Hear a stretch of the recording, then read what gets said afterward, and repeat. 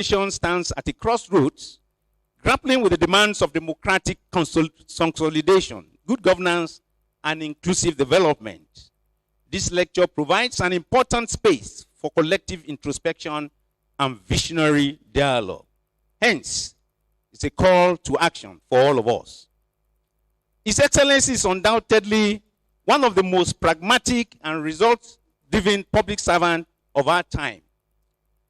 As a former Minister of State, a former Governor of Rivers State, and currently the Honorable Minister of FCT, he has swiftly distinguished himself through bold urban renewal initiatives, accelerated infrastructure development, and a focused drive to restore order and dignity to Nigeria's capital.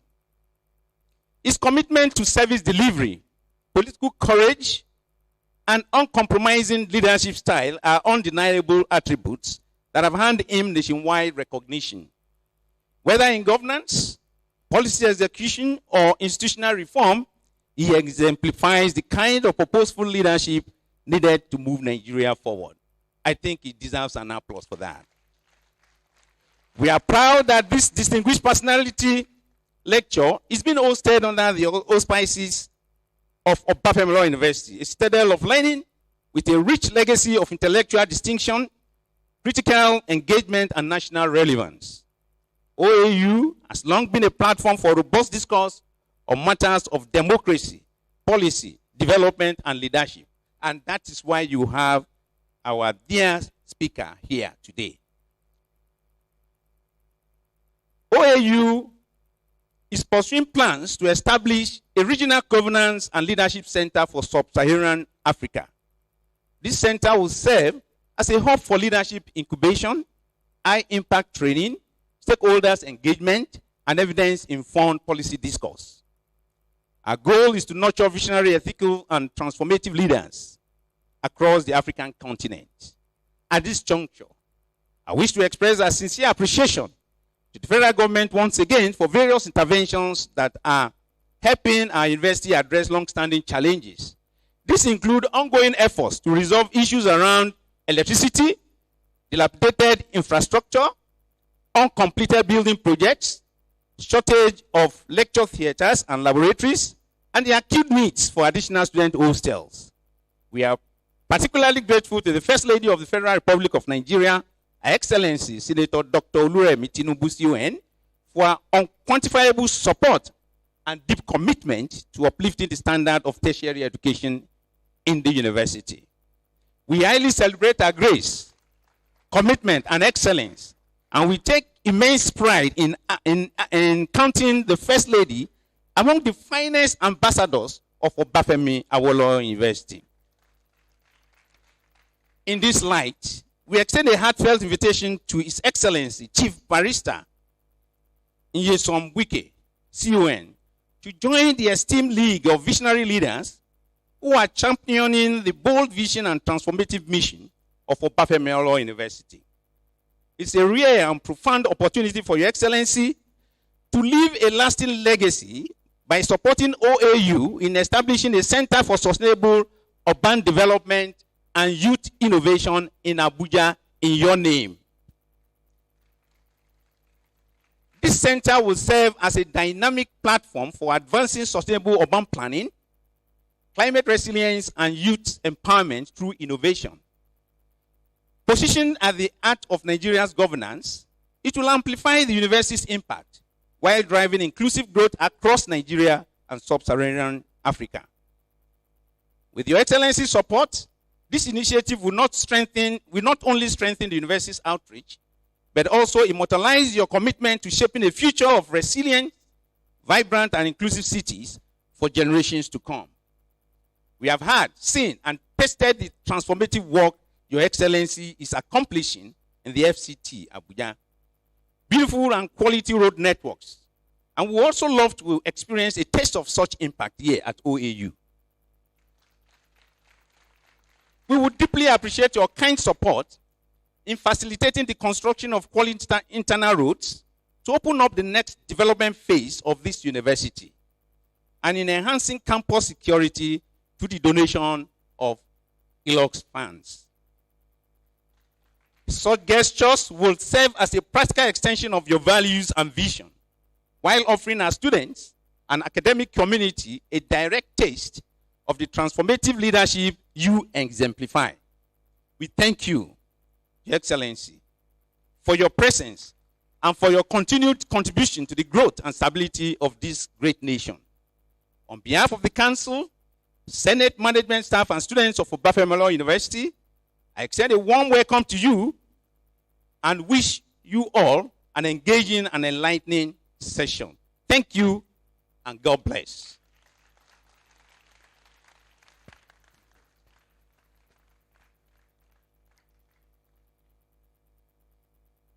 Thank you very much. Your Excellency, with your kind permission, permit me to recognize the DG of Nostria, Honorable Chukwuemeka Nwoke. And of course, I also have in the house Honorable Eric Osage. Where are you, sir? Please, let's put hands together for him. With the kind permission of Mr. Project, may I humbly invite the Pro-Chancellor and Chairman of Council, the first alumnus of this university to be appointed as the Pro-Chancellor and Chairman of Council, Professor Shinya Oyeweso.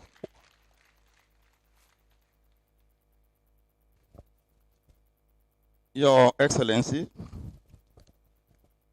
the Governor of Osun State, ably represented by his deputy, Prince Kola Adewusi, the Prince of the Source, is our governor and the host governor. His Imperial Majesty,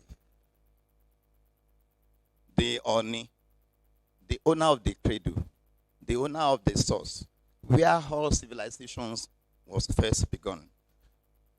Due recognition, due acknowledgement. All the great men that accompany Mr. Infrastructure, Mr. Performer, the face of Abuja, the man you will love at every time to have as a friend and to live in regret if you have him as an enemy. I have a 10-page, but I will not read because we are constrained for time. I must recognize the presence of my Vice Chancellor, the hard-working, indefatigable Vice Chancellor, and his team. This university is making giant strides under his watch. I also recognize all members of the governing council appointed by the federal government and those elected by Senate, congregation, convocation, and our global alumni president. The 100 good women, you are recognized, and you can see all of them in beautiful Ankara. All other stakeholders of Obafemi Awolowo University that are here, you are recognized. Our great student, the greatest of the greatest of the greatest of the greatest of the greatest of the greatest of the greatest, Great Ife.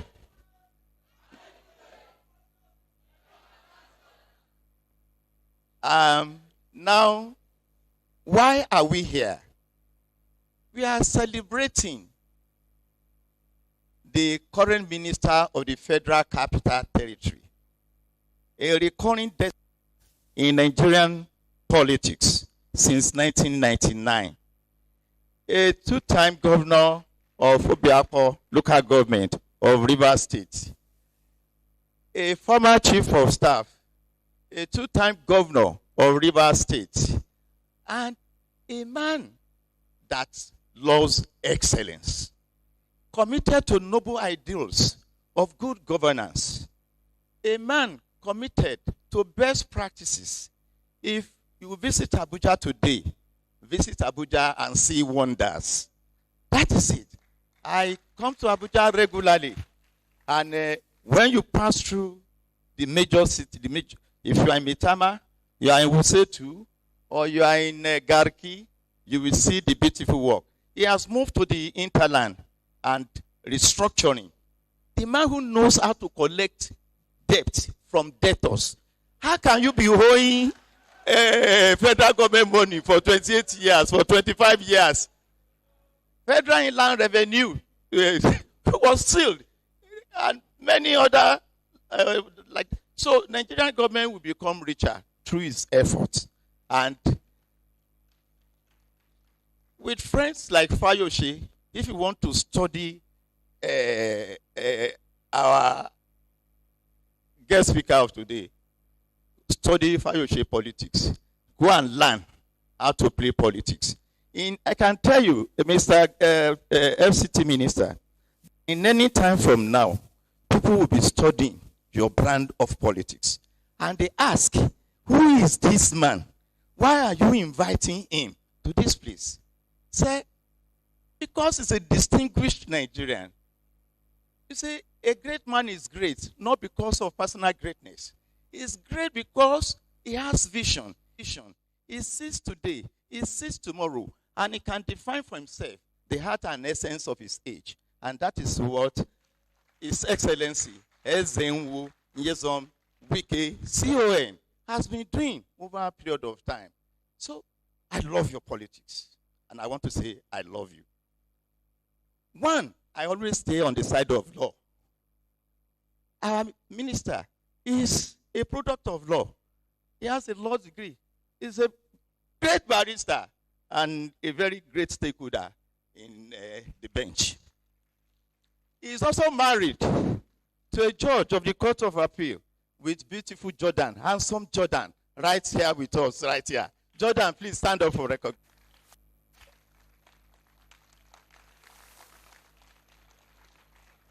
I want to appreciate my sister, Ambassador Maureen Pamono, who facilitated this event of today. Sani Daura, the director of FCT, I appreciate you.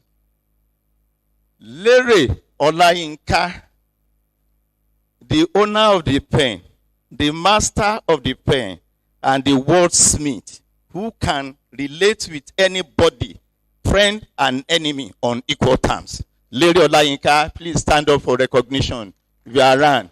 He is the senior special assistant to the FCT Minister on Media. In conclusion, we are here because we are hosting distinguished personality lecture. Since 1961 or 1962, when Obafemi Awolowo, University of Ife, now known as when it was founded, this is the first time that we are hosting distinguished personality lecture.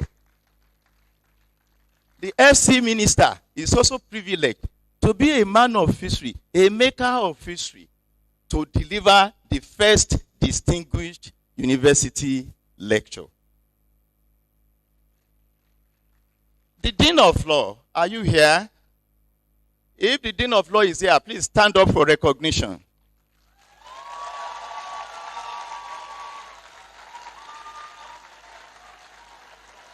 Because our host is a lawyer, a barrister. I know the Faculty of Law has special needs. We need hostel for law students. We need to enhance the capacity of our law library. We need to enhance the capacity of e-library right there. If we have time, I will have requested Mr. to pay a courtesy visit to the Faculty of Law, but I know you are hard pressed for time. On behalf of the Governing Council, on behalf of management, staff, and students of Numuruhuno University, Ile-Ife, we welcome Your Excellency. Ezenwo Nyesom Wike to Ile-Ife, the university of first choice and the university with cutting-edge research. Thank you.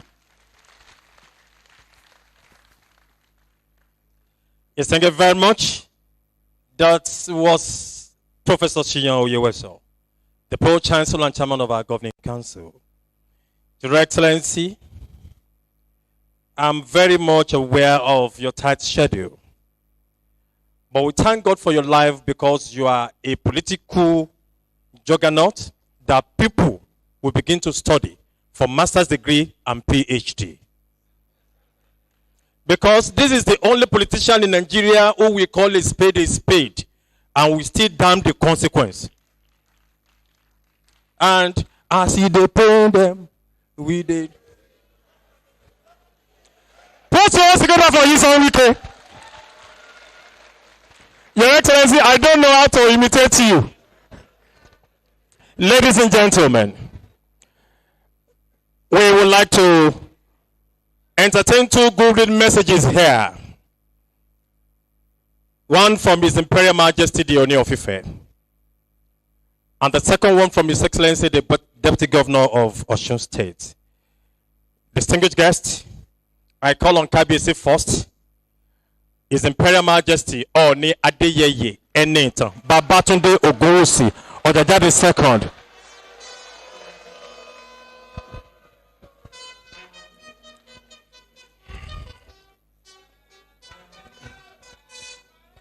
Eshe.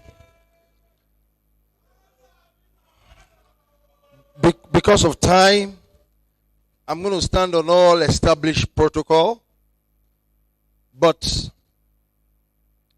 I'm not going to just wave aside very distinguished political leaders that are in the entourage of His Excellency, Mr. Project himself. I want to thank all of you for standing by him and for honoring him all the time. I see two former governors in your entourage and very highly placed political officers. For me, I will give this honor to you for standing by him, because without you all, there can never be Mr. Project. On this note, please give the contingent a better resounding round of applause.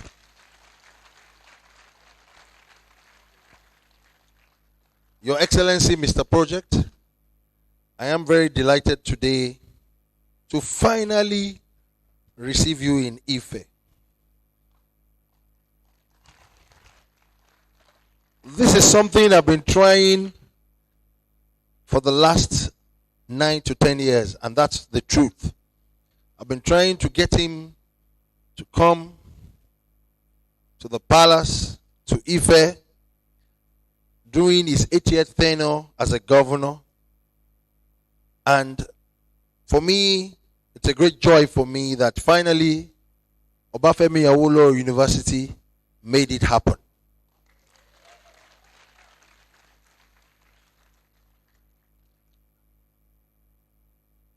Your Excellency, Mr. Project and the current FCT minister, hate him, like him, what will be, will be. Please pay attention.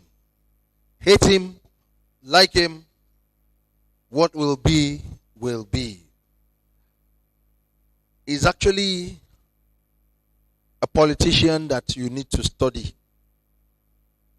Everybody looks forward to listening to what he will say. And for some reason, God has actually blessed him. I don't know how. He's been relevant very actively in the last 15 to 20 years. When he was a minister, all the way when he was a local government chairman. That's close to 2 decades now.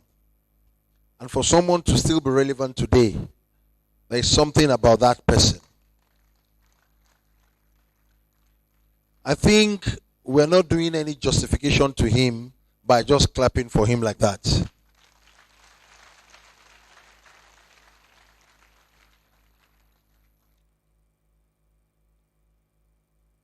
Your Excellency, there is no time today, but someday I will have that time to talk more about you.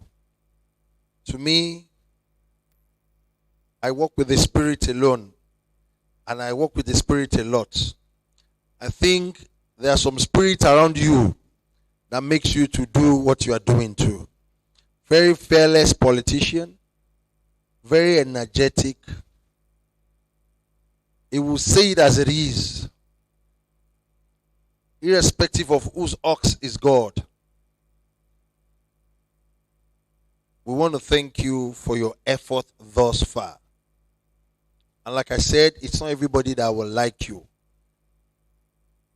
But for some of us, we have a lot of respect for you because of your fearlessness.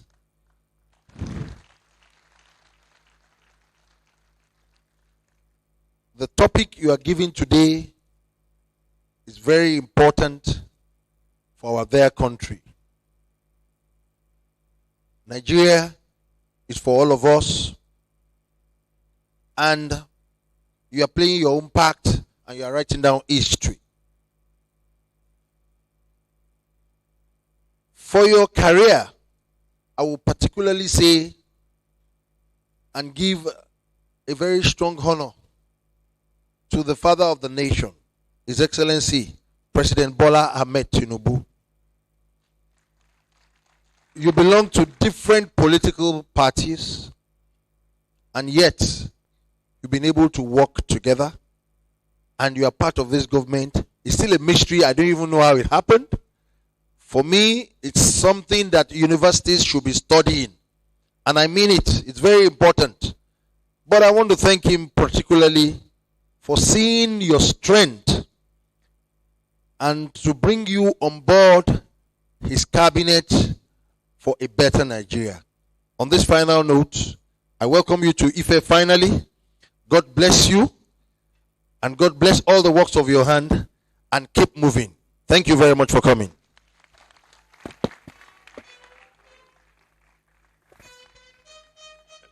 Thank you. Now, please, for those, thank you. Please, for those who do not know, culturally, we don't clap for Royal Majesties in Yoruba land. We say Kabiyesi. You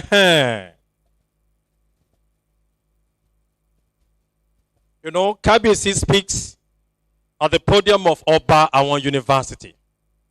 And I want to say loud and clear that today, by the grace of God, we have His Excellency who ruled, administered, governed River State for 8 consecutive years. And with that, he did everything with strong governmental authority. And that is one and only Nyesom Wike CON.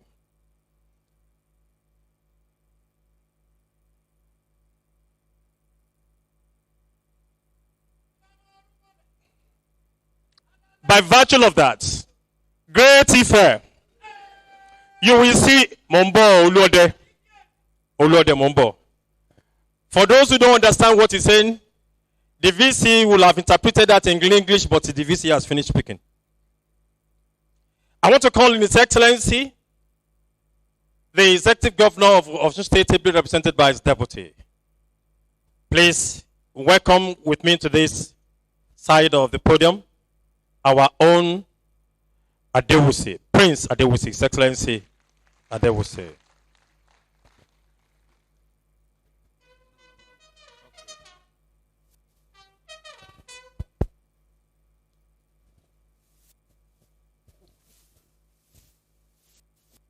Everyone, I stand here this afternoon on behalf of my principal, His Excellency Senator Ademola Jackson Nuruddin, who would have loved to be with us here, but presently is not in the state. I want to welcome all the former governors, all the National Assembly members here present, my own dear brother. Good afternoon. Your Excellency, the two-term governor of Rivers State, presently the Minister of FCT, you are welcome to the saucer. The Pro-Chancellor, Professor Shinyewusi Oyeweso, the Vice-Chancellor, Kabiesi, my own father. Good afternoon, sir. For want of time, I want to recognize all the distinguished personalities here present. Please me, wherever you see me, say, not me. It is my principal. And I'm so conscious of the guest speaker today. I wouldn't want to waste much of our time. So I go straight to the speech that my principal has directed me to read here. It is my honor and privilege to serve as chief host to receive my brother and friend, Chief Nyesom Wike, who is to deliver the 2025 lecture. Our guest lecturer is a bold and firm political office holder, a man who speaks his mind no matter how harsh or critical. Our lecturer is also a tested politician and public office holder. He has deep experience in public policy, design, and implementation, of pushing through difficult policies and programs, both as a governor and now as a minister of Federal Republic.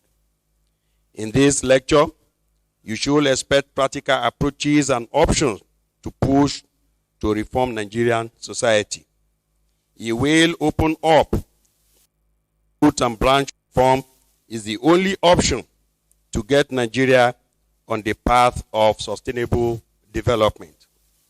We are likely to be treated to how an orthodox approach is required to solve difficult public policy issues facing the country. It is therefore a rare privilege for both policymakers and academics to hear from the Minister of the Federal Military. You should, however, be prepared that will question present assumptions about governance. Presentations may challenge existing theories and practices. This lecture and the guest lecturer will raise vital points about good governance of democratic dividends. Many doubted our capacity to deliver. When I rolled out my 5-point agenda, even some members of my team raised an eyebrow. But 2 years time, we have constructed over 250 kilometers of roads, paid over 60 billions in pension and salary debt, rehabilitated over 200 health centers, upgraded over schools, placed about 30 pensioners on free health insurance, purchased 31 tractors for mechanization, launched Osun Digital Economy, upgraded sports sector with State Sports Commission, among others. We are side completion of several abandoned projects. University of Ile-Ife is now a reality, while Osun State University had 5 separate projects completed. We harmonized the tax system, provided a 45-day window for processing of certificates, implemented mining sector reform to increase revenue inflow and revive the state's free trade zones. Our secret of success is a fixation on set goals and a daring of bureaucratic bottlenecks. Like the guest lecturer recently said, we stepped on toes to get projects and services delivered on record time. We also self-sacrifice as our project account limit full loss expenditure. Our ultimate goal is to use Osun State infrastructure deficit to less than 20% from over 80% we inherited in 2022. We hope to make Osun debt-free, and by now, we have reduced the state debt stock by 40% according to the Debt Management Office. We seek to ultimately build an agro-industrial state with strength in key crops. Ladies and gentlemen, we will learn a lot from my brother, the performing minister of the Federal Republic of Nigeria, Federal Capital Territory. I thank you for listening, and God bless Osun State. God bless Federal Republic of Nigeria. Thank you.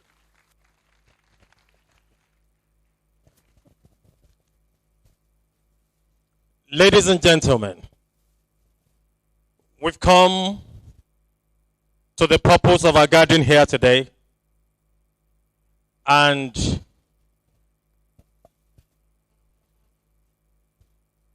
I would like to call on somebody to read the citation of His Excellency. Somebody who is transparently honest and dangerously blunt.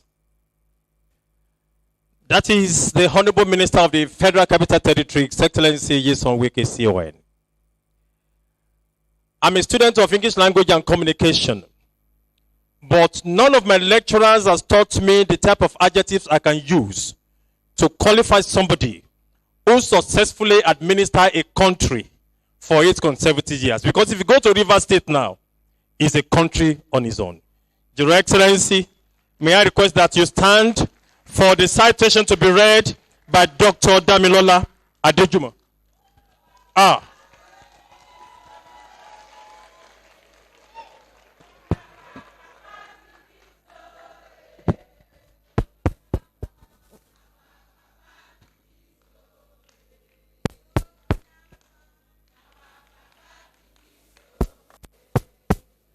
Please be seated. Sorry, I don't want any citation. Yes.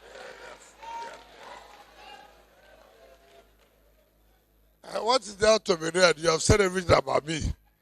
And so everybody's aware. And we are trying to, because of time.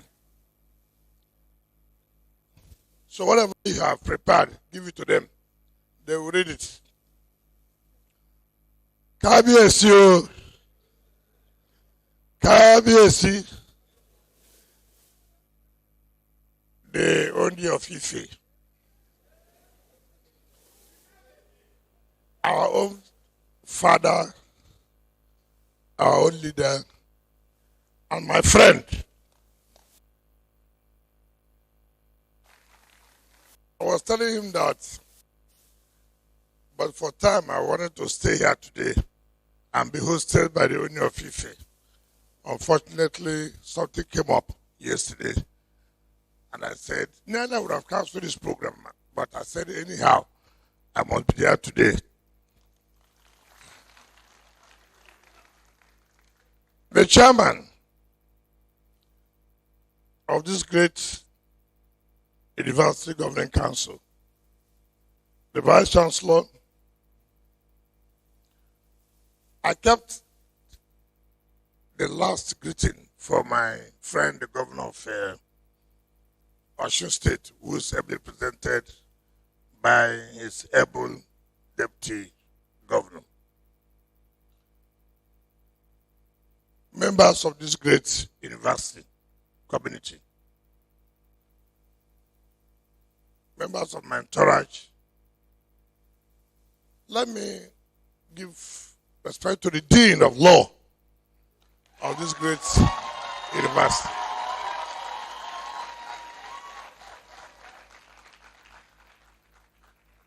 Let me tell the Vice Chancellor, all the support you need, I will give you the support.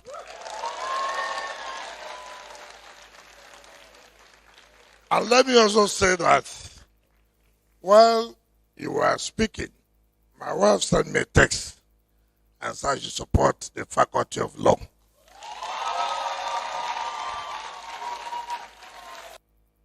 So, on behalf of my wife, we will support the Faculty of Law. And I will tell the dean privately what I will do for them.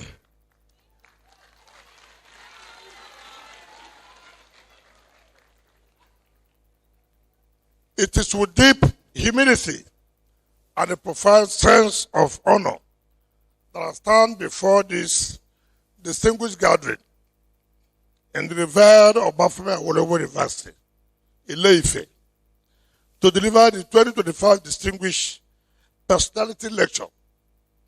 This university is undeniably a citadel of knowledge,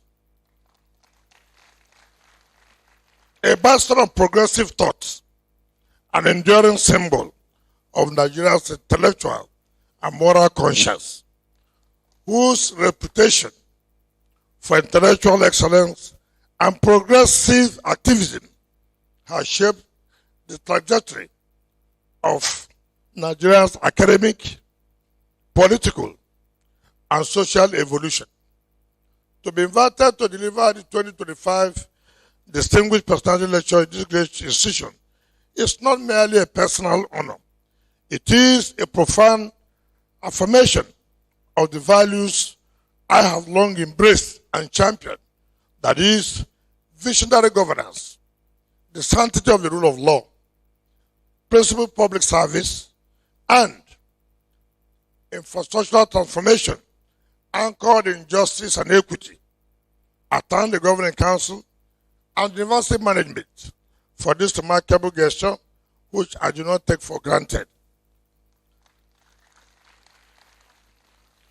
The wording of the invitation letter sent to me is not only a tribute, but also a testament that amidst the cacophony of misrepresentation and political distortion, there still exists hallowed grounds such as this one, where truth, objectivity, and national purpose still thrive.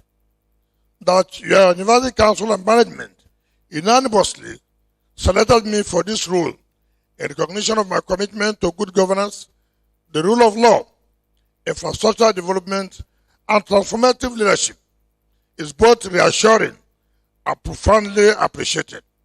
In an era where when leadership is often misunderstood or misjudged through partisan prism, I consider your invitation a balm and your recognition a vindication and a challenge. Obafemi Awolowo University is more than an academic institution.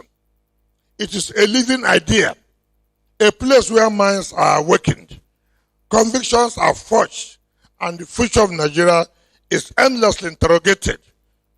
To speak here on Nigeria of our dreams is to engage in a conversation that transcends politics. It is to dare to imagine, and more importantly, to build a nation anchored on discipline, equity, opportunity, and shared prosperity. Thank you once again for your confidence, your courage, and your faith, not just in me, but in the possibility of a better Nigeria.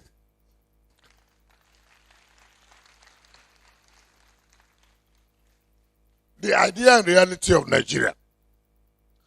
Every great nation begins not as a fact, but as an idea, an aspiration born in the hearts and minds of those who dare to dream of something larger than themselves. Nigeria, as we know it today, was conceived in the crucible of a paradox, consummated by the colonial imperative of amalgamation, yet nurtured by the enduring hope of unity in diversity. From the very beginning, there has always existed a powerful dream that this vast land of many tongues and traditions will someday become a beacon of harmony, justice, and prosperity. Nigeria did not emerge fully formed in 1960.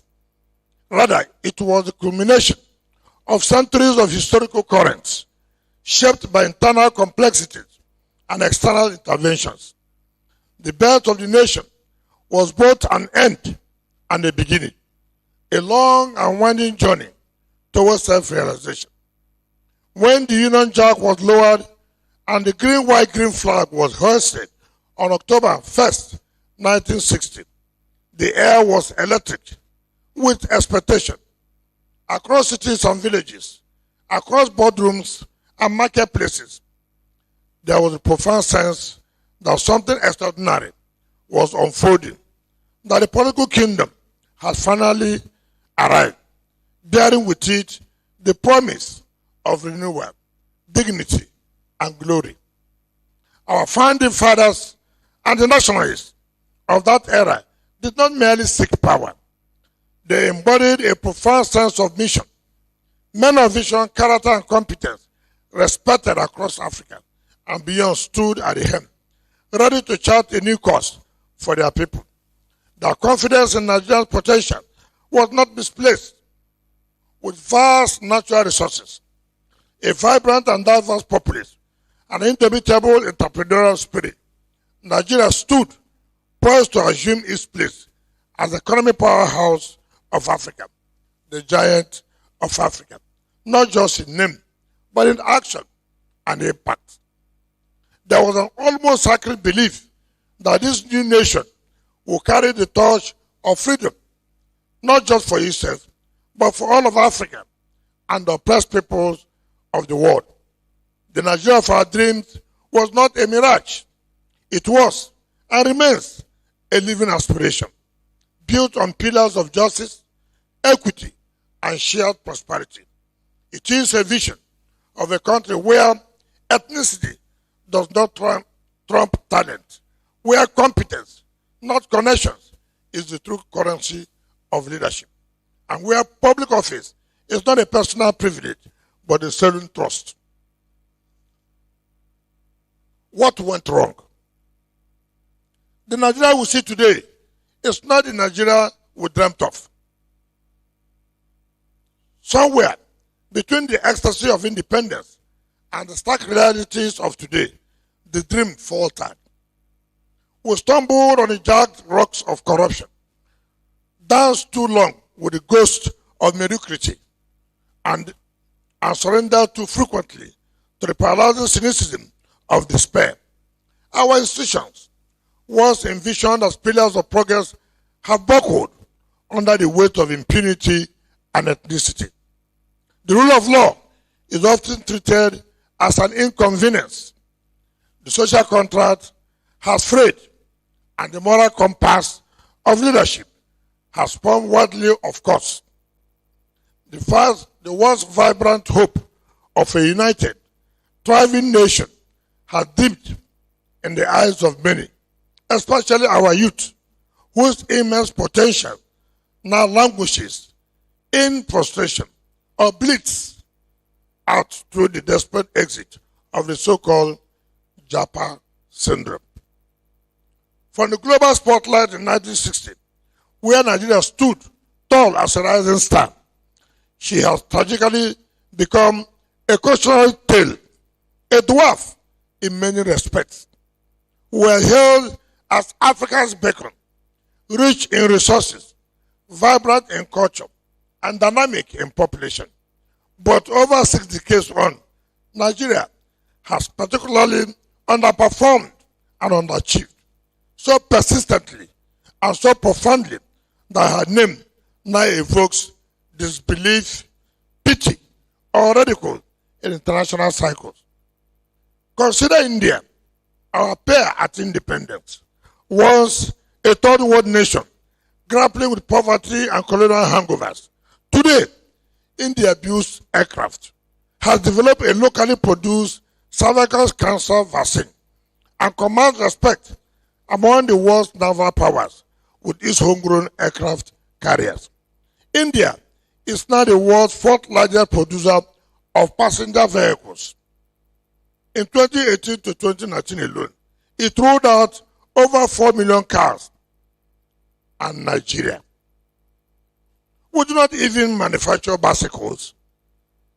This painful contrast underscores the consequences of missed opportunities, broken leadership, unenterprising citizenry, and arrested development. Every fault line imaginable is virtually cracking open. Insecurity festers across the land. Infrastructure lies in the ruins. Our public school system is gasping for breath, and our economy is reeling under the weight of bad policies. Runaway inflation and a currency in free fall from a time when $1 exchanged for 1 naira to today, when over 1,600 naira chases a single dollar. The Nigerian passport has become a red flag at foreign airports. It's a symbol of suspicion rather than pride. Our global image tarnished by the case of corruption, fraud, and state failure. Our value system, once anchored on integrity and hard work, has been upended. The new gospel is money acquired at all costs, flaunted without shame. The youth, disillusioned and restless, are caught in a whirlwind of get-rich-quick scheme, internet fraud, ritualism, and other dark pursuits. Religious institutions, which ought to be moral beacons, have joined the parade. Wealth is worshipped from the pulpit. Celebrity pastors rival pop stars in flamboyance. Mosques and churches reserve front rows for convicted looters and notorious criminals. Even our sacred spaces have not been spared the rot. If you go to a mosque now, you go to the church, the front row is for those who term as rich. We have watched this decay metastasize while many in high places looked the other way or worse, profited from the rot. The litany of woes is long, and for many Nigerians, the dream has faded into a nightmare. A source of his nation has sat in a crippling hopelessness and a numbing despair. And yet, in the face of this bleak landscape, we must ask, is all hope lost? Is this the end of Nigeria's story? Can we no longer dream of a nation that works, that cares, that inspires? Reclaiming Nigeria's dream. Permit me to share my strong conviction with you. Yes, Nigeria can still rise and soar to the pinnacle of the hopes and glory that attended her upon her birth. We have the men, materials, and resources to transport us to the zenith of the rediscovery, blissful attainment, and actualization of our potentials, that apogee of redevelopment and prosperity for all our people. Indeed, it is safe to say that many of the views people hold about Nigeria are shaped by deep misconceptions, judging the country as one might judge a lengthy book by its cover. But there's far more to Nigeria than what often meets the eye. Every country has had its share of trials, and though we grapple with flaws, setbacks, and a heavy national debt burden, Nigeria in its real sense is a beautiful nation, blessed with astonishing natural landscapes, a dazzling array of cultures, and some of the most passionate, creative, and determined citizens on earth. It is deeply saddening that Nigeria's glory is often dimmed not by a lack of potential, but by the failures of those entrusted with power, and by a followership that has too often become passive. Still, being a Nigerian means a great deal. I count myself fortunate to be a citizen of this dent of Africa. Our country, for all her troubles, remains an indispensable voice on the continent, an economic powerhouse, and a cultural juggernaut. Though the present may seem bleak, the future remains open to transformation. It is not too late to turn this land of promise into a land of fulfillment. To reclaim Nigeria's dream, we must first reclaim our belief in the possibility of that dream. We must reject the defeatist narrative that nothing can change. Change does not come from the top alone. It bubbles up for the conviction of a determined people. The Nigeria of our dream is not a utopia. It is a Nigeria that works. It is a Nigeria where merit trumps mediocrity, where justice flows like a river, and where every child, regardless of ethnic group, religion, tongue, or class, has the opportunity to live with dignity and die with honor. It's a nation that listens to the heartbeat of its people and allows the soul of democracy to find expression not only in periodic elections, but in the daily dignity of citizenship. It's a place where leaders are not predators on the public purse, but custodians of the people's trust, where leadership is purposeful and followership is responsible.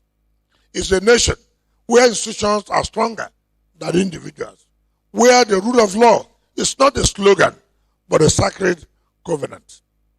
Reclaiming Nigeria's dream demands a rekindling of vision and values. We must reimagine the country not as victims of its history, but as architects of its destiny.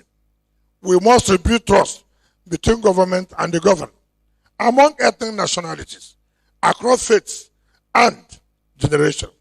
We must rediscover the dignity of labor, the sanctity of truth, and the strength of unity. Most of all, we must believe again that our country, however flawed, is not beyond redemption. This work belongs to all of us. No one is too small to matter or too big to fail. Nigerian redemption will not be delivered by heroes or horsebacks, but by ordinary citizens doing extraordinary things. Living with integrity, speaking truth to power, raising children with values, and holding firm to hope even when the night is long. The dream is not dead. It merely sleeps, waiting for those bold enough, brave enough, and embodied enough to awaken it. The elements of our dream. If reclaiming Nigeria's dream is aspiration, then identifying the elements of that dream is the compass that points the way. The dream we speak of is not abstract or ethereal. It is rooted in tangible ideas, and measurable goals. It finds expression in the structures, systems, and standards that define a functional and flourishing nation. These elements are the pillars upon which the Nigeria of aspirations must be built. I have listed elements, but these elements are not exhaustive, but they offer a framework for a Nigeria we must build. One dream, many pillars, each is necessary. None can be ignored. Together, they point to a destination that is both possible and worthy of our collective. One of such is the leadership of our dream. Many scholars agree that the greatest challenge confronting Nigeria and chronically militating against our development is the plague of bad and mediocre leadership. Chinua Achebe, in his seminal work, I quote, "The Trouble with Nigeria," graphically captured this challenge when he stated that the trouble with Nigeria is fairly and squarely the absence of proper leadership. This statement, damaging as it may appear, is extremely difficult to controvert. Our leaders have, in the main, emerged through self-serving conspiracies that have little or nothing to do with national interests and development. This has been the case in both military and civilian contexts. In the light of the foregoing, our country has ended up with leaders who were not prepared for leadership. Indeed, some of these leaders were ab initio, even reluctant to take on the mantle of leadership. Accordingly, Nigeria has substantially been infested with leaders without preparation, knowledge, courage, patriotism, and character. Little wonder our country has spent too much time groping in the dark and fiddling with common nuggets of development, such as basic infrastructure, primary health care, efficient democratic and judicial system, and a functional economy. A leader of our dream must be one who is prepared to lead, one who has shown character and resilience in the face of challenges. He must be that person who believes in the infinite possibilities that the Nigerian nation exemplifies while taking solid, proactive, logical, and well-informed decisions that will maximally actualize her potential. This leader must have the courage and audacity to act, build, innovate, and generally expand the frontiers of development with a hands-on approach that would emphasize excellence over mediocrity. Perhaps, more importantly, the leader of our dreams must create a society of free and responsible citizens whose potentials flow freely and free enterprise thrives.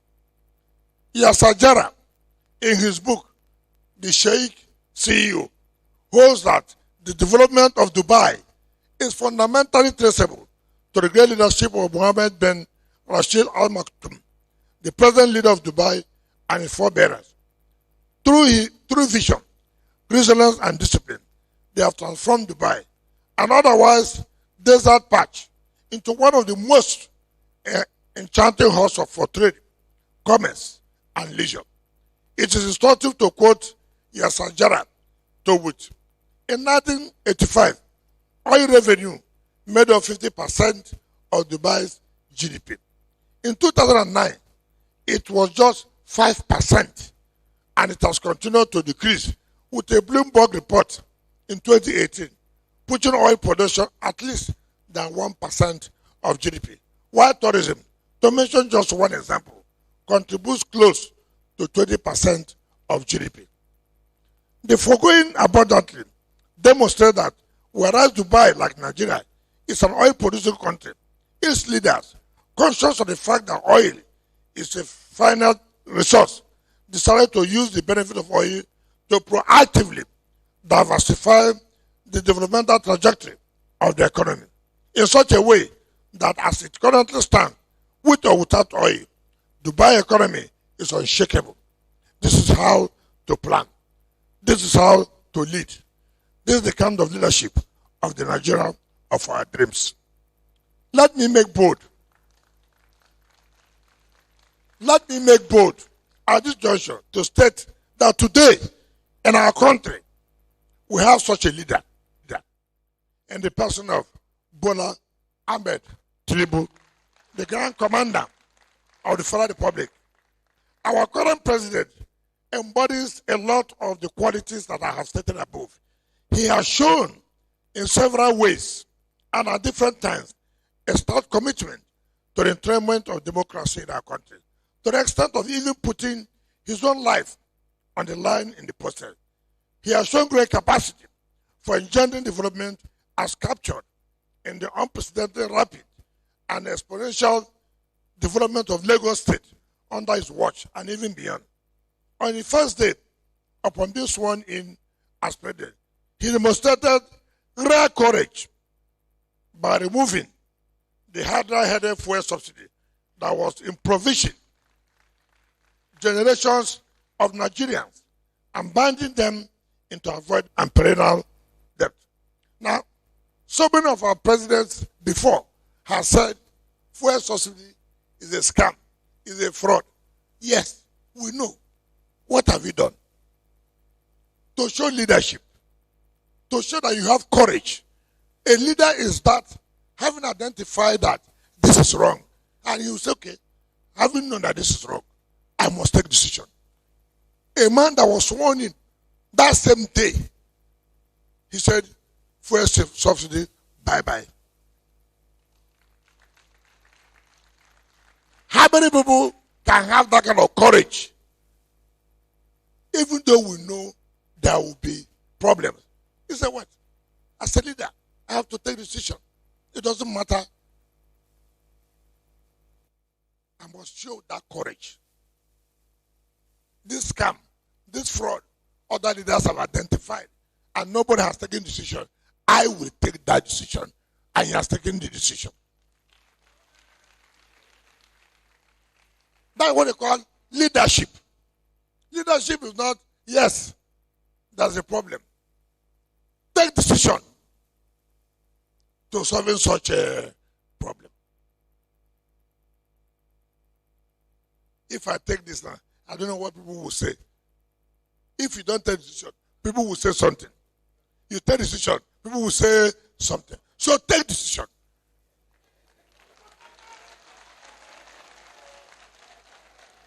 And that is what our president has shown today.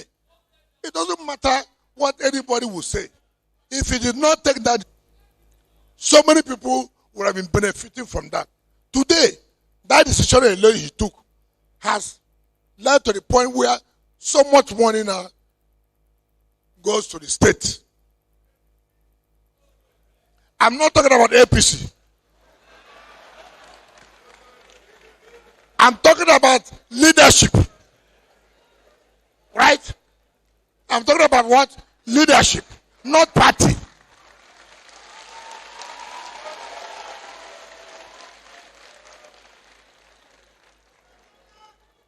As well you, whether I'm a tribal, whether it's any party, whether it's not in a party, he has shown that he can take decision. He has shown leadership. It is not the party that makes you to be a good leader. It is the individual.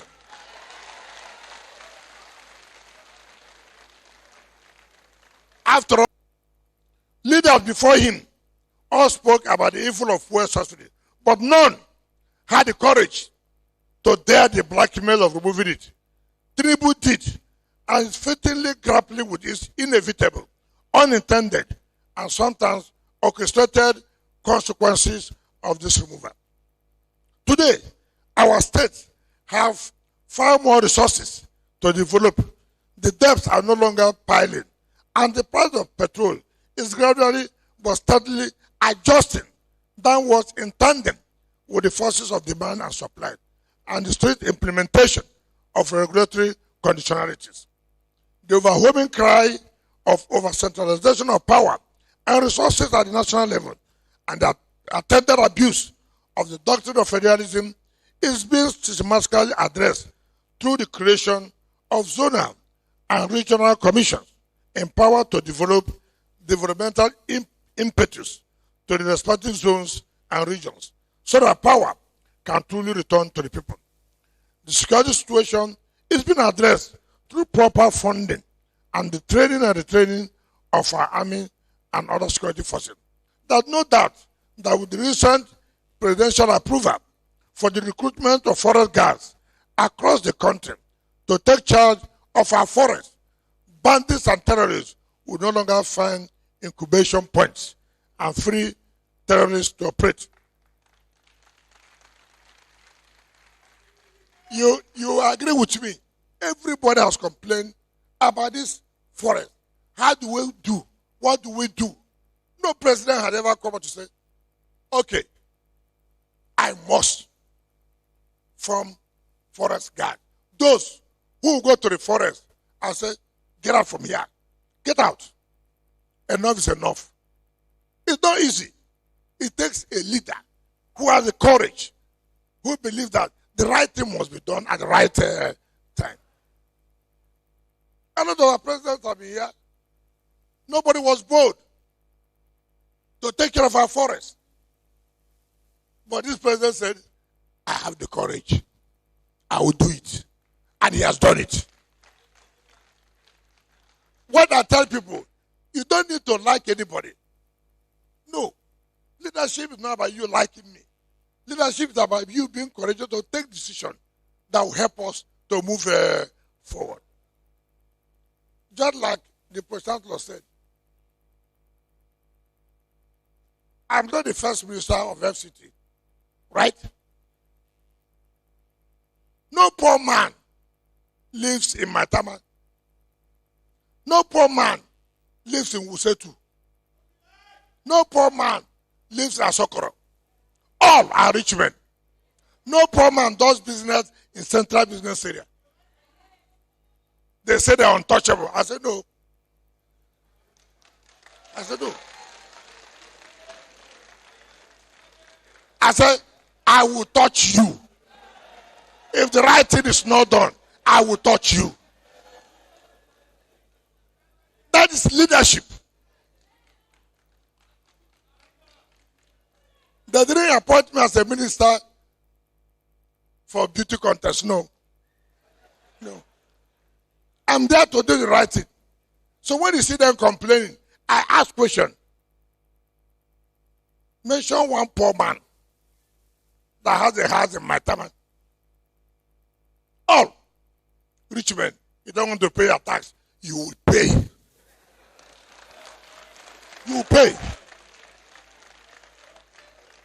If you don't pay, I will touch you. And heaven will not fall. Rather, heaven will be at peace.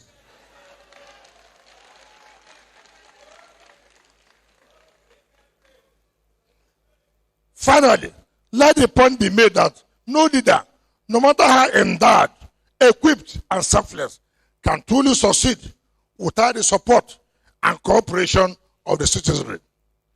Nigerians must wake up from years of cynicism, indifference, and hopelessness to embrace this new era of renewed hope led by Mr. President Bola Ahmed Tinubu.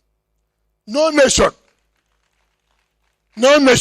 has made any reasonable progress without the robust cooperation and collaboration of its leadership and followership. South Africa, for instance, under Mandela, achieved independence and made progress as shown in his book, Long Walk to Freedom, through this cooperation. Dubai is recording all these great feats through synergy between its leadership and followership.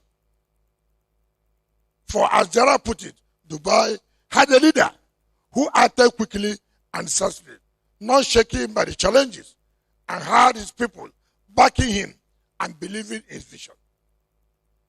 If we don't support the president now, all his efforts will be in vain. A leader takes a decision and gets the support of his people. So, not when a leader has taken a decision, you say, oh, you look at it from the point of party. I'm a member of PDP. Therefore, when the president wants to help the country move forward, anything he does, I will support because I'm a member of PDP. It doesn't work that way. It doesn't work that way. In time of crisis, you must rally around your leader to be able to succeed. If there's insecurity somewhere, people are being killed, you don't come out to criticize the leader. You must rally around and give him support. That is how countries succeed. Look at it in America. If anything happens, whether you like Trump, you don't like Trump, all Americans will say, this attack is against America. We all Americans must stand up and rally around our country. But here, if anything happens in Brunu, in Yobe, in Oyo, or anywhere, instead of us to rally around and say this is our country, let's queue behind our leader. We say, oh, PDP does not share with this. APC shares with this. Labour Party, we don't know what is going on.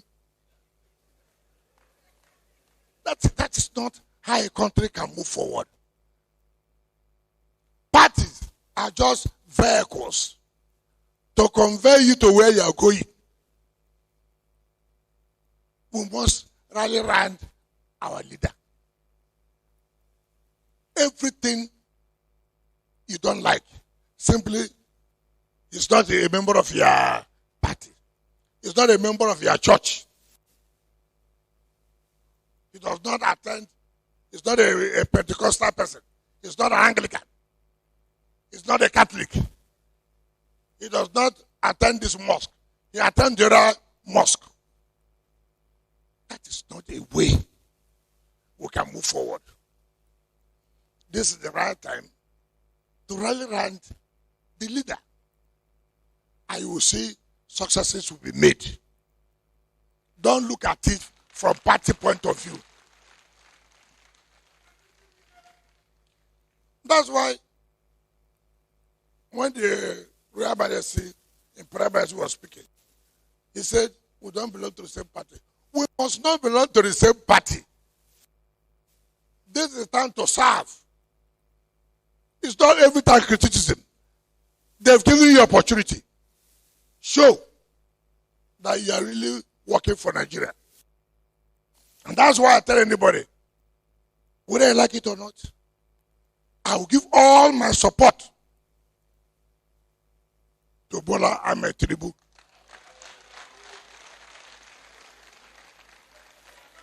Because he has shown that he has that leadership, he has that courage. Under him, there's nothing like cabal. Under Tinubu, there's nothing like what? Cabal. It's not a leader you discuss something with here before you leave. Or immediately you leave, something else has happened. They begin to ask, who is in charge of the country? This is a president that's in charge. He takes decision. He will always tell you, I've taken my decision. I pray to God to help me that will succeed. But for decision, I have taken it. I will not be a president that you ask, what's the president saying? I have said something. And for all of us to kill and make sure that decision works. That's the essence of the whole thing. Now, the time for belief is here. The time for action is also here. Together with President Tinubu, we can, as a people, begin the real process of building Nigeria of our dreams. Infrastructural development, that building the foundation of progress. Infrastructure is not merely about roads and bridges. It's about connecting destinies, unlocking potentials, and laying the physical and digital groundwork for national transformation. The Nigeria of our dreams cannot materialize without robust infrastructure. It's a place where a child in a rural Zamfara should access the same quality of education, healthcare, and opportunity as one in urban Lagos. It's a nation where seamless transportation, uninterrupted power supply, and digital innovation are not luxuries but essentials, woven into the fabric of everyday life. Infrastructure is the architecture of equality. It delivers dignity, inclusion, productivity, and hope. Even the strongest critic of His Excellency, President Bola Ahmed Tinubu, will agree that things are getting better as far as infrastructure is concerned. In this journey towards realizing the Nigeria of our dreams, it is both necessary and noble to acknowledge the efforts of President Tinubu. His renewed hope agenda is not just a mantra. It's a bold recalibration of national priorities aimed at repositioning Nigeria on the path of sustainable development. Through massive investment in infrastructure, President Tinubu has demonstrated a commitment to tackling the inherited complexities of our federation with candor and courage.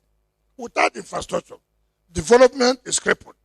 With it, progress is not only possible, it is inevitable. The road to Nigeria we envision is paved, quite literally, with concrete investment in infrastructure and with leadership bold enough to see it through. The rapid transformation of Abuja today is a clear testimony to the President's dedication to infrastructure revolution in Nigeria. It goes without saying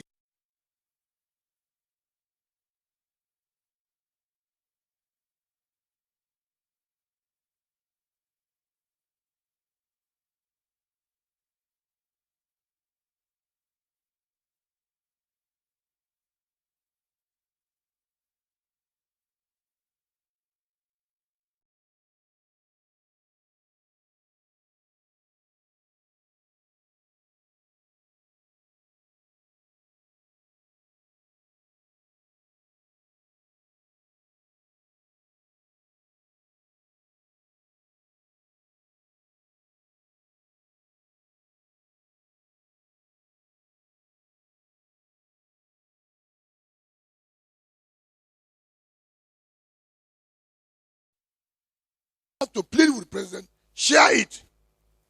Give some to the Vice President. Give some to the Senate President. Give some to the Speaker. Let everybody see what he has done in Abuja.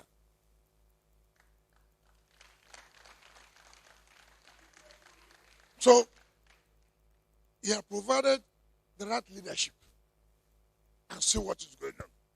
In fact, the ability to identify people who can deliver shows you have the capacity. There are people who don't even know those who will work. I heard somebody say the other day that he told the president, I won't support you. You have no capacity. A president who identified me, he said he had no capacity. Something must be wrong with you.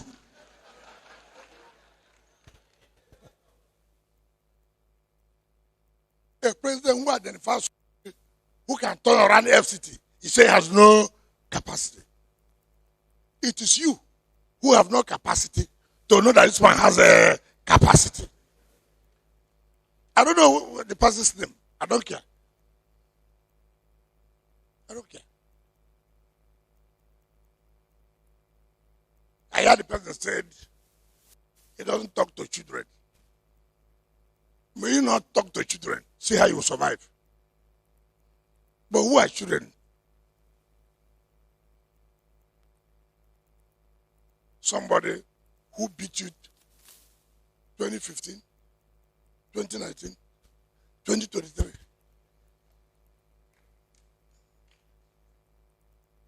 He says a child. Let that child continue to beat you.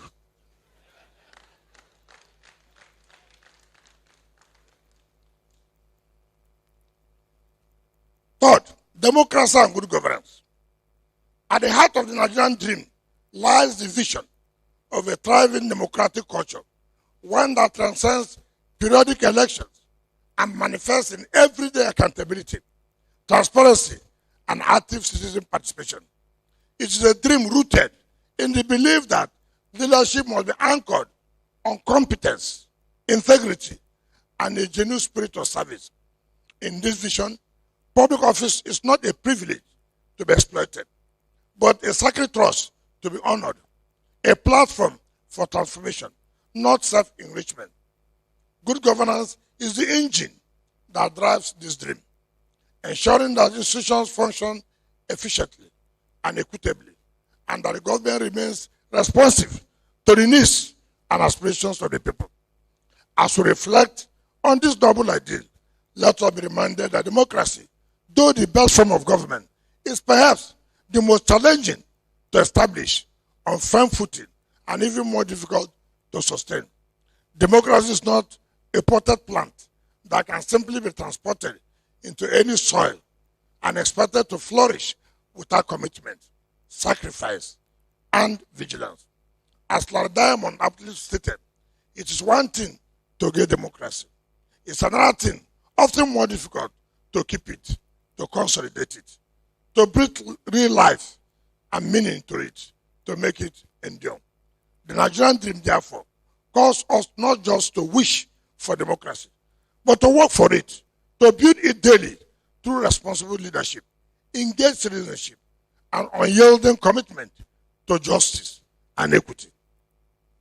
The rule of law and justice. A nation cannot flourish where laws are selectively applied and justice is for sale. The Nigeria we dream is one where the rule of law is not merely enshrined in the Constitution, but enforced with courage and impartiality, without fear or favor. The law is the social contract that binds us together, the protector of the weak against the powerful, and assurance that every citizen, rich or poor, powerful or powerless, can find refuge in its promise. Without it, a nation descends into chaos. Justice must never be commodified. We must therefore build institutions where no one is above the law, where laws are not mere suggestions, but binding instruments of order and fairness. Central to this vision is an independent and courageous judiciary, immune from manipulation and committed to safeguarding human rights and upholding justice for all. Quality education. At the core of the Nigerian dream lies the unwavering belief that qualitative and functional education is the bedrock of national development. It is the single most potent tool for transforming societies and empowering individuals to rise above the limitations of their circumstances. The dream envisions a system that nurtures young minds with the skills, values, and confidence required to shape the future, equipping them not just for survival, but for leadership in the dynamic 21st century world. From nursery school to the university level, education in Nigeria of our dream must be accessible, inclusive, and relevant, reaching every child regardless of geography, gender, financial status, or ability. In this vision, no child is left behind for lack of opportunity or support. Certainly, Nigeria, like many African nations, is beset by complex challenges, including sectionalism, militancy, insurgency, terrorism, and countless others that affect nearly every facet of national life. Yet, of all the solutions preferred, none is as far-reaching and transformative as education. A sound and dynamic educational system is the fountain from which the revitalization of every sector can flow, infusing governance, security, industry, and innovation with clarity, discipline, and purpose. Indeed, no nation can develop beyond the quality of its education. And the strength of a people is deeply rooted in the strength of their learning system. It is in recognition of this that I deeply commend the visitor of this university, His Excellency, Bola Ahmed Tinubu, for his visionary leadership and unwavering commitment to advancing higher education in Nigeria. Through his Renewed Hope agenda, bold and transformative interventions are reshaping the leadership of tertiary education, breathing new life into institutions and restoring hope to millions. In this regard, for instance, the establishment of Nigerian Education Loan Fund is a landmark initiative that has provided much needed financial relief to students, ensuring that no willing mind is denied access to quality education simply because of economic hardship. This is a monumental step towards realizing the Nigeria of our dreams, a nation built on knowledge, equity, and opportunity. Economic prosperity and inclusive growth. We dream of a Nigeria where prosperity is not the preserve of a privileged few, but a shared reality that cuts across regions, social classes, and sectors. The Nigeria of our dream is not only rich in potential, but also rich in productivity. A country where industries thrive, jobs are created, and the small and medium enterprises flourish under the enabling support of modern infrastructure, reliable power supply, accessible technology, and sound policies that fuel innovation and entrepreneurship. This is the Nigeria of our dream. Security and national cohesion. Security is the bedrock upon which every meaningful national aspiration must rest. for no dream can flourish in an atmosphere of fear or instability. At the heart of Nigeria, we envision is a society where every citizen feels safe in their homes, in their communities, and across the federation. Security in this sense transcends the mere absence of war or criminality. It encompasses the active presence of peace, justice, harmony, and a shared sense of national belonging. Ultimately, security is not just about protecting borders. It's about protecting hope. It's about building a society where every Nigerian can aspire, strive, and succeed without fear. A nation where peace is the norm, not the exception, where trust replaces suspicion, and unity silences the drumbeats of division. Indeed, the primary essence of the state is to promote and sustain the political, social, and economic conditions that guarantee the welfare and well-being of its people. The fundamental obligation cannot be fulfilled unless the state succeeds in the effective maintenance of law and order. National security, therefore, is not a peripheral concern. It is central to the realization of the Nigeria of our dream. Unity in diversity. Fundamental to the Nigerian dream lies a profound recognition. Our diversity is not a burden, but a blessing, a source of strength rather than division.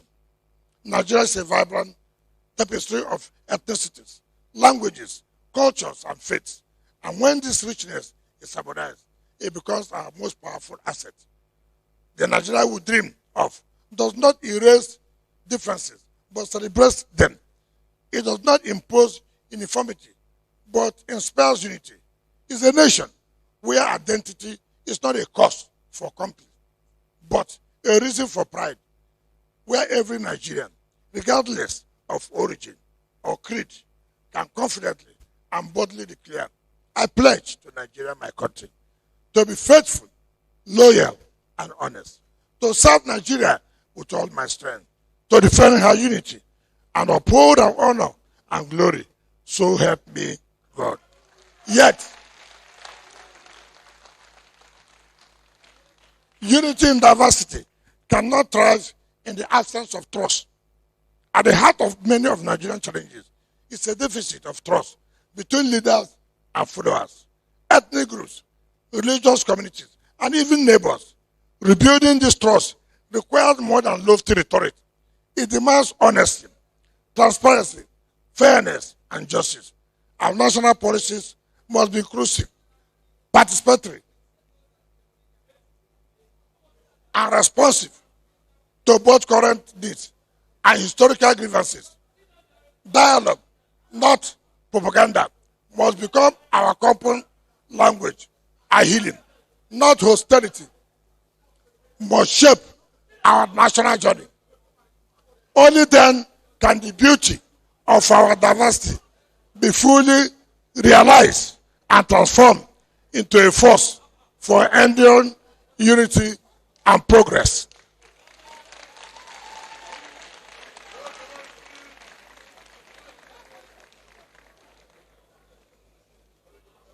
The call of history.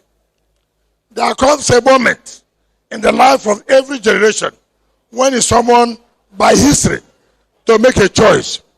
It is not a kind of choice that waits patiently or repeats itself without consequence.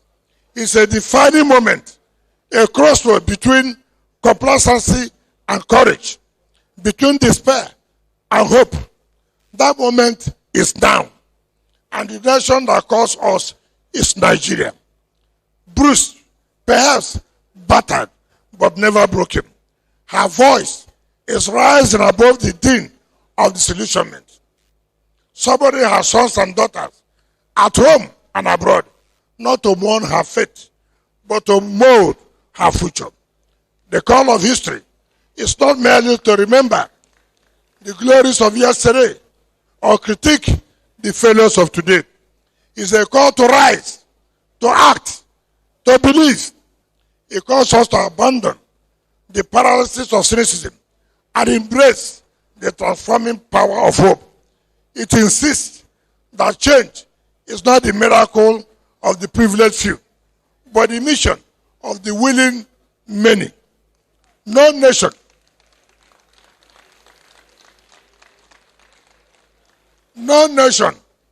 ever stumbled into greatness. It's always carved by the resolute hands of those who dare to dream and refuse to give up. We must believe again, not in a shallow patriotism that paints our cracks, but in a resilient faith that confronts our flaws and fights to heal them. We must dare to hope again, not because the times are kind, but because hope itself is a revolutionary act in times like this. And above all, we must act not because it is convenient, but because it is essential.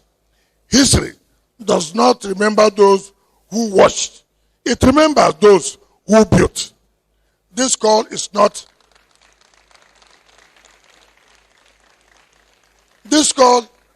abstract. It is personal. It demands something of each of us. Whether you're a teacher shaping young minds, a trader fueling the economy, a doctor saving lives, an artist steering conscience, or a public servant shaping policy, your role matters. The future is not waiting for heroes. It's waiting for people like you and me. Men and women willing to do extraordinary things. We are the hope we seek. We are the builders we long for. If Nigeria must rise, we rise. It will rise because we stood up and refused to let her fall. So let us answer the call, not in the comfort of someday, but in the urgency of now. Let us write a new story, not of how Nigeria collapsed under the weight of its contradictions, but of how it rose on the strength of its convictions. Let us leave to the next generation not our regrets, but our resolve.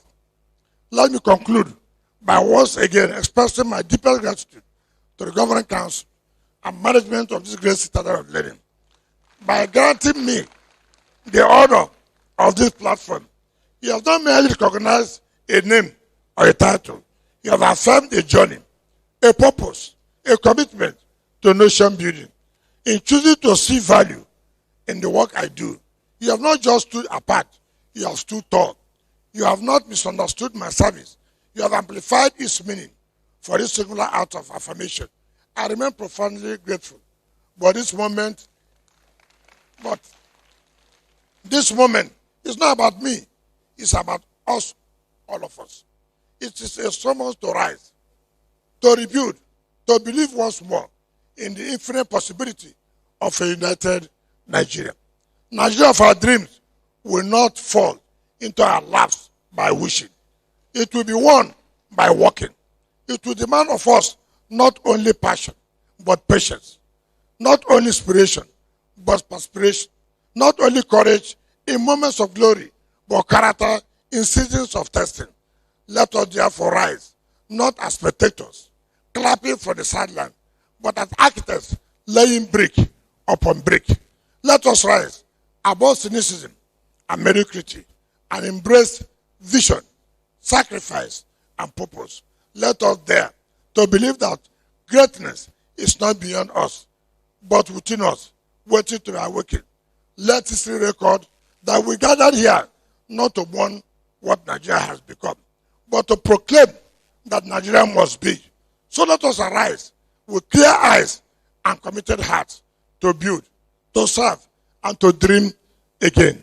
Long live Obafemi Awolowo University. Long live Federal Republic of Nigeria.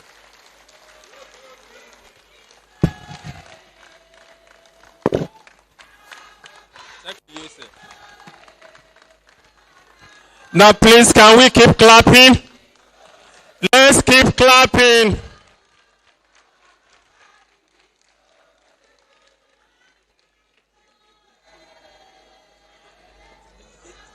Yes, thank you very much.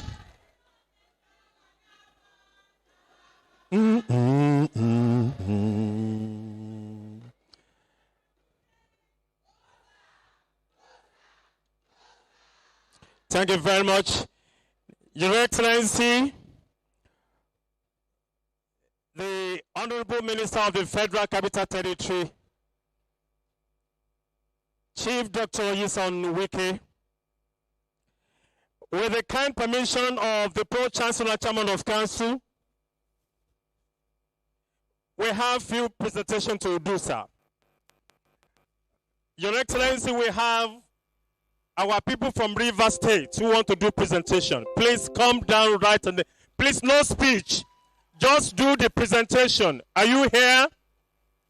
The Faculty of Law, please come down with 2 other members of the faculty and the Dean.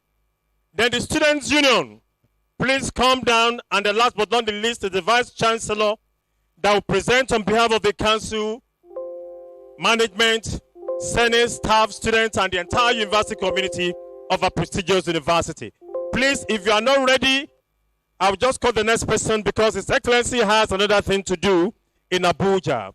Let's put hands together once again for His Excellency Nyesom Wike, CON, the Faculty of Law. The Dean Faculty of Law, please come forward. Your Excellency, please, your kind permission, please, can you come here, sir?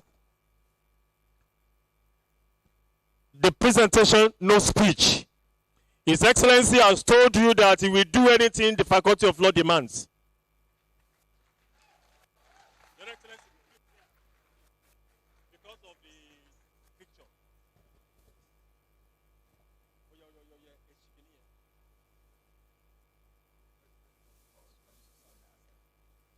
Now, what is there? Quickly. Thank you. God bless you, Your Excellency. Our Papa in the house, our Father in the house, the Oni of Ife. Thank you for calling. My name is Kayode Taiwo Matthew, KTM. I'm the Law Student Society's President, Obafemi Awolowo University, Ile-Ife. The Law Student Society, Faculty of Law, Obafemi Awolowo University, Ile-Ife, presented to His Excellency Nyesom Wike, Minister of the Federal Republic of Nigeria, Abuja, in recognition of your invaluable support and contributions to the legal education in Nigeria. Thank you so much, sir.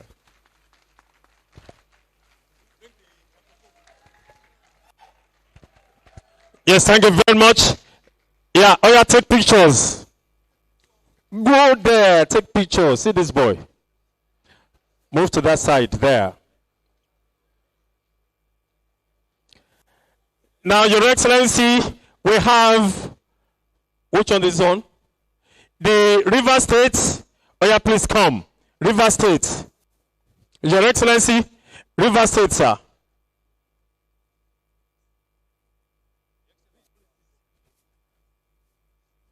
Your Excellency, sir. Your Excellency, we have from River State here. River State here.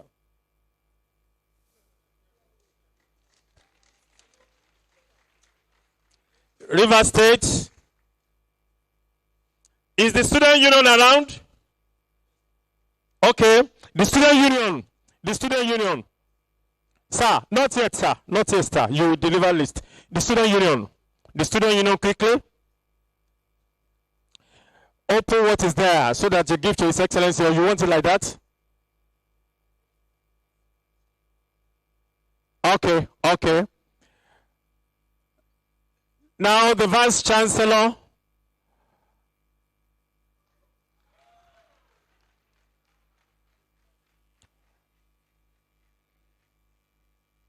Now you can see the Honorable Minister of the Federal Capital Territory, His Excellency Nyesom Wike. Nyesom Tiger DK. Wike. You know, like it is only Tiger that can confront anybody. He can touch anybody.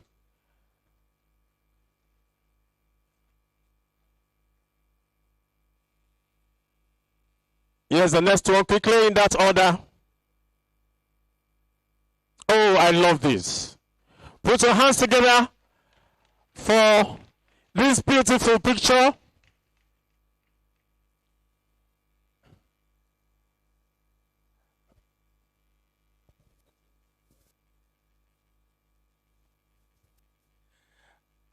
The vote of thanks now.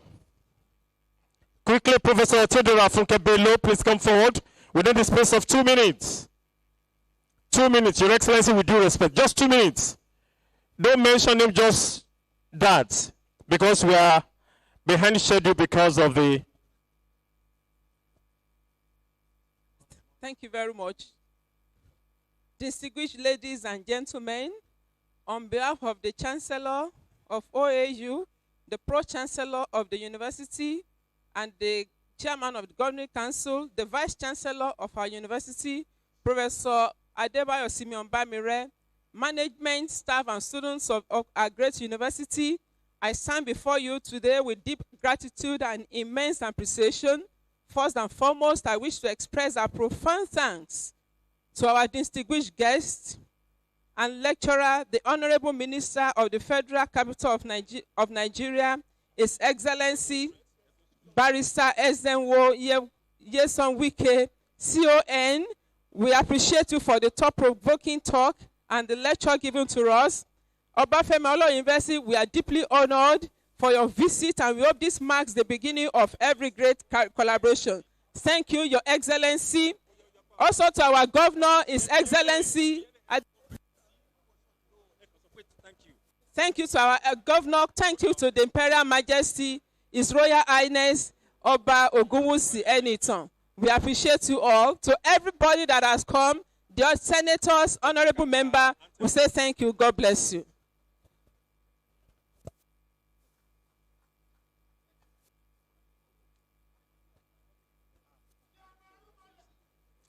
Thank you. Shall we please stand?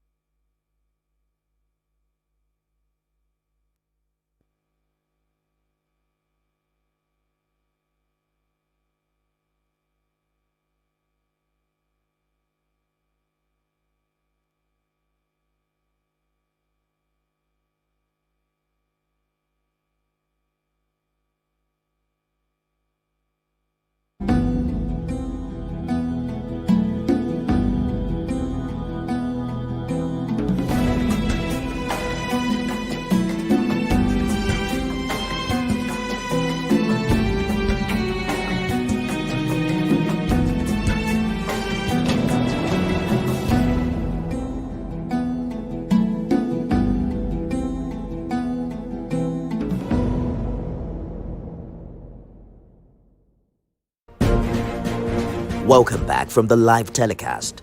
We'll now continue with our regular programs. Stay tuned. The 7th international goal for Portugal. Those efforts came just 5 minutes after